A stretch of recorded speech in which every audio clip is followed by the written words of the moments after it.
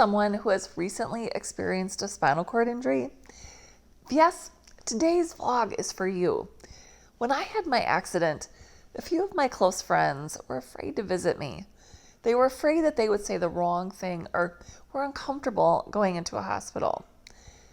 All I have to say is, all you have to do is just be there.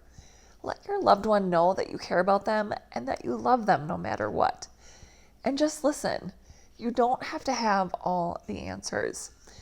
I would have much rather had those scared friends come to the hospital and say, I don't know what to say, Tasha, but I just want to be there for you.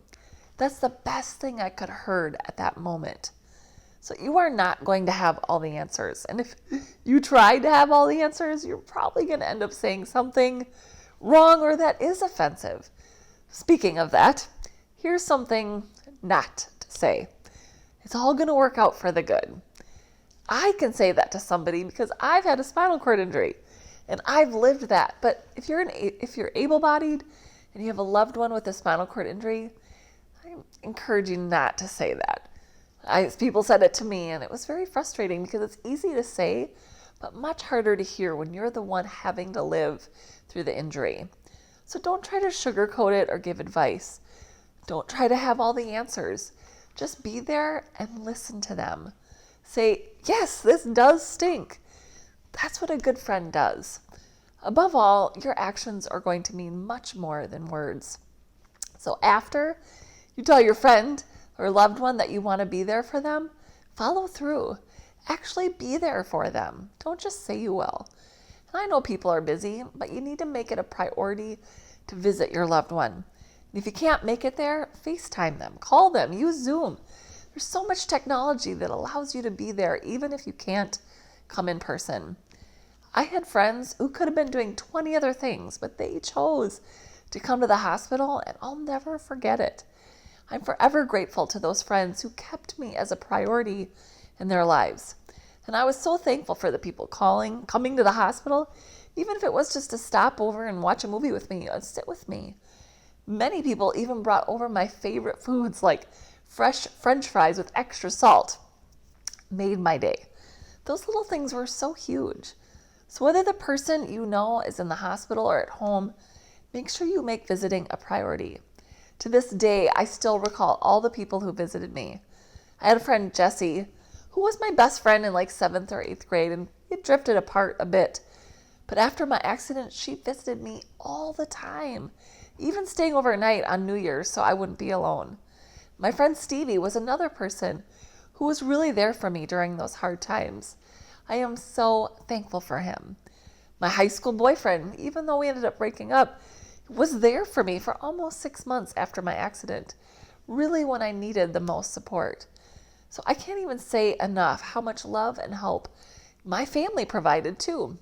My parents, my sister, my brother, they did so much for me. My sister drove 5.5 hours one way every weekend the entire time I was in the hospital. And my mom stayed there with me the entire time also. And I should also add, all of those friends and family drove long distances to see me. It's actually 70 miles one way from Ellsworth to the Mayo Clinic. So these sacrifices that my friends and family made will always live in my heart. I will never forget that they came, and I'm so grateful to them. It's true what they say, you really find out who your friends are. And you know what? None of these people knew what to say. They just showed up to be with me. So here's what you should also try to remember. Put aside your fears. It's not about you. It's about the person who suffered the injury. And you're going to feel uncomfortable, but your loved one needs you. So you need to put those feelings aside. It's amazing what our fears keep us from doing. Now, when I was still in the hospital, and I was in the hospital for about 5.5 months after my accident, there really wasn't much my friends and family could do besides visit me. But once I got home from the hospital and I was adjusting to my new normal life, that's when I really needed help. Do you have a gift for organizing a fundraising event? For recording videos to spread the word? For writing blog posts for Caring Bridge? For making meals? For finding good movies or TV shows? For taking care of pets? Use those gifts. One of my really good friends who happened to be our neighbor stopped by our house and fed our cat every day. People did my mom's laundry, covered shifts at my family's grocery store, and so many other little things. So ask yourself, how can I use my gifts to help in this difficult time? And then go do. Another thing you can help with is the financial end of things. Fundraisers, Caring Bridge, GoFundMe campaigns are all ways that you can help. There's so many medical needs that I had after my accident and continue to have, for that matter, that are not covered by health insurance. The benefits that were held for my family and me were truly lifesavers. They helped me get my van, helped me get other accommodations so I could adjust to my new normal life. Finally, remember that it's not just the person who had the injury who is suffering. As their loved one, you're suffering too. So take care of yourself. Make sure that you're getting the sleep that you need, eating healthy foods, and taking care of your mental health. This is a long haul, and it can be so overwhelming. In my experience, I've seen loved ones leave after their injury because it's just too much for them to handle. And it happened to me. So I just want to encourage you to realize that your loved one is going to go on and live a good life. You will miss out on that if you leave. So stick with them. Be there for your loved one. Your relationship with them will get stronger over time. And even though you'll have difficult times, you'll be thankful that you stayed in the long run. So just make sure that you're taking care of yourself too.